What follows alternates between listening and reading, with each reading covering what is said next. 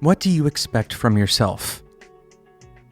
I'm not asking this in the sense that you want to do something and then you do another and then you feel bad about it because you didn't meet your own expectations, but rather, how do you perceive yourself? What do you predict of yourself? What do you think that you are capable of? That's what we're talking about in today's episode of Developer Tea. My name is Jonathan Cottrell, and I've created this show to help driven developers like you find clarity, perspective, and purpose in your careers. So I want you to think about this question. This is the source of so much of our mental anguish, but also so much of our motivation. What we expect ourselves to do, what we project ourselves to be in the future, has a profound impact on what we become.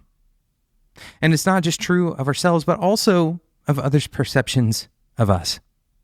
Now, interestingly, often these two things are interrelated. The way that you feel about yourself, the way you place expectations on yourself, often will be reflected by others. Others will see you for what you see yourself for. Now, this isn't always true. Sometimes people have a locked perspective of you. They didn't update it over the years, for example. People who knew you when you were growing up, they have a hard time seeing you as a different person than you were back then, especially if you don't have a lot of interaction with those people. And similarly, when you have someone that you don't have a lot of interaction with at work, however they first experienced you, however they first interacted with you, whatever work they saw you doing originally, is probably how they're going to continue seeing you until they have new experiences with you. But I want to get back to this original point. How do you see yourself? And more importantly, what do you expect from yourself? What do you imagine that you will do? We're going to take a quick break to talk about today's sponsor, and then we're going to come back and talk about how those expectations affect you, what the research says about it. And then I'm going to give you a little experiment to try to shape that expectation and that perspective. But first, let's talk about today's sponsor, Discover.bot. Unless you've been living under a rock for the last 5 to 10 years, you've probably noticed that bots are everywhere. From all levels of sophistication, from simple games to highly capable, multifunctional bots to simple chatbots that can provide a friendly face to customers that are coming to your website. But most of us haven't spent much of our career learning how to build bots. What is the right way to do it? Discover.bot is an online community for bot creators designed to serve as a platform-agnostic digital space for developers and enthusiasts of all skill levels to learn from one another, share their stories, and move the conversation forward together. It's built by Amazon Registry Services, and this is a place where you can learn kind of the best practices of this space. There's plenty of places that you've probably already learned the best practices of API design, but what about an engaging chatbot dialogue or why emojis might be breaking your bot? If you are interested in bots at any level, I encourage you to go and check it out. Discover.bot/developer-T. There's tons of content and there's a community waiting there to discuss these concepts with you. It's a brand new kind of open territory. I highly encourage you to go and check it out. Discover.bot/developer-T, all one word. Thank you again to Discover.bot for sponsoring today's episode of Developer Tea. Okay, let's talk about this self-confidence, self-perception discussion. Of course, you've probably heard this many times over. You've heard that it's important to believe in yourself. You've heard people try to, encourage you and inspire you, but maybe you don't know that there's actually real science behind this. I'll give you one example of a study, and there have been many. Let's imagine that you are told that people of your gender, male or female, this happens in both directions, do poorly at a given task, and then you go and do that task. Now imagine that you hadn't been told that, or you had been told that people of your gender excel at this particular task. Even though gender is a broad category, and there's a lot of people, most likely, that identify as the same gender as you, These framings matter. They matter a lot. You are most likely to perform in accordance to whatever I told you was true. In other words, if I told you that people of your gender tend to perform poorly, then you will perform less well than if you were told that people of your gender perform well. And the same is true for various stereotypes. For example, if I remind you that you are a very young developer before you go and you work on a project, then you're most likely to perform less well than if I remind you that you have an advanced degree. Of course, these are all kind of theoretical abstractions, and you have to take all of these kinds of research points with a grain of salt, and knowing that maybe they'll apply a little bit differently to you, but kind of drawing from some principles of psychology, this makes sense, doesn't it? If we don't expect ourselves to do well, then it would be unlikely that we do well. If we expect ourselves to do well, then we have a vision, we have an imagination of ourselves doing well. If you talk to high-performing athletes, you'll often hear the refrain that the athlete is envisioning whatever their particular performance is. They envision the final score on the scoreboard, or maybe they envision going through the motions that they've practiced countless times before. They envision the success points. And in many ways, this applies not only in those momentary actions and those physical movements, but in our lifelong achievements in our careers. In many ways, if we don't feel like we belong, we have to take steps to bridge the gap. It's hard to imagine succeeding in a place where you don't feel that you belong. And so it becomes necessary to build this sense of expectations, to build a culture of high expectations for ourselves and for the people that we work with.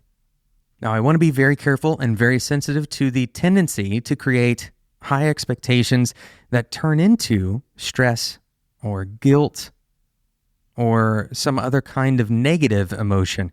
Instead, to create a positive motivation and an expectation that is derived from a sense of confidence rather than derived from a sense of need. Now, if you're listening to this podcast right now and for whatever reason you don't feel that sense of confidence and you don't really know how to make up the gap, maybe you feel totally out of place, maybe the job that you have, the title feels like it's out of your reach, or maybe you're trying to apply for a job where the title feels out of your reach and you don't feel confident about it.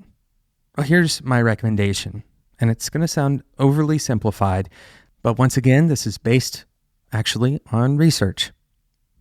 Imagine yourself in a position that you aren't currently in.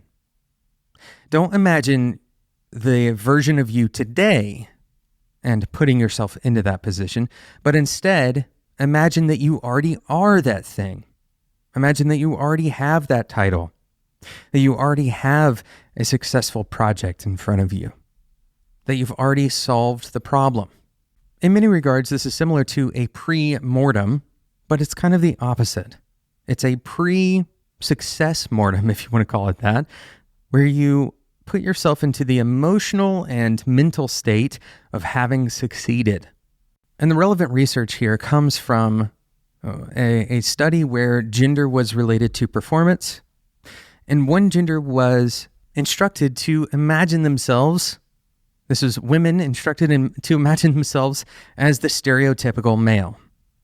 Now, interestingly, because of the perception that had been created that women were not as good at this particular type of task, when they imagined themselves as a stereotypical male, it affected their performance. This simple imagination is a strong tool. Now, let me be very clear here. This is only a study.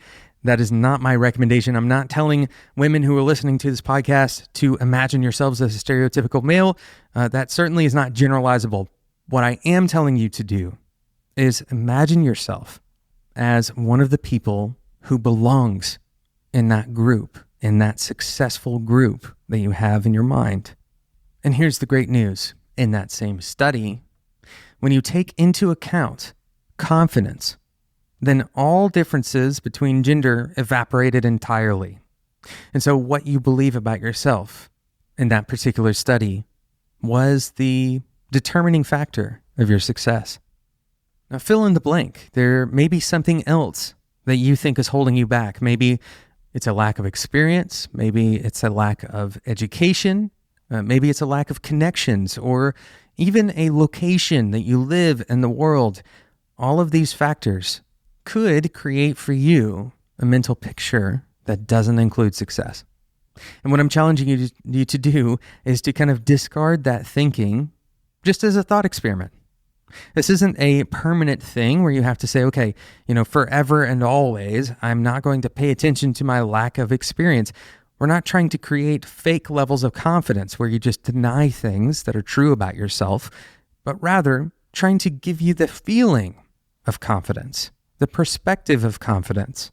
Once you have the ability to imagine some future, it becomes less scary. It becomes less unknown. You become more comfortable with it, and interestingly, you become more confident.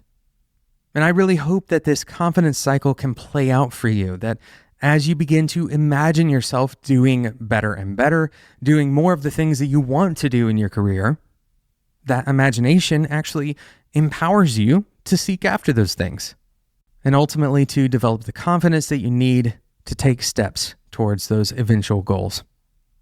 Thank you so much for listening to today's episode of Developer Tea, and thank you again to Discover.bot for sponsoring today's episode. Discover.bot is a platform for bot enthusiasts of all levels, whether you're just interested in talking about them, or if you want to build one, or even if you are deeply experienced as a bot builder. There's content and a community waiting for you at discover.bot/developertea. Thank you so much for listening to today's episode. If you enjoyed today's episode, I'm going to ask you to do two things. One, leave a review in iTunes. This is the best way to help other developers find Developer Tea. And soon, this is going to actually be the podcast app on Mac. So make sure, if you're listening to this episode after iTunes is gone, then I encourage you to leave a review in the podcasts app or whatever platform that you use. Thank you so much for listening, and until next time, enjoy your tea.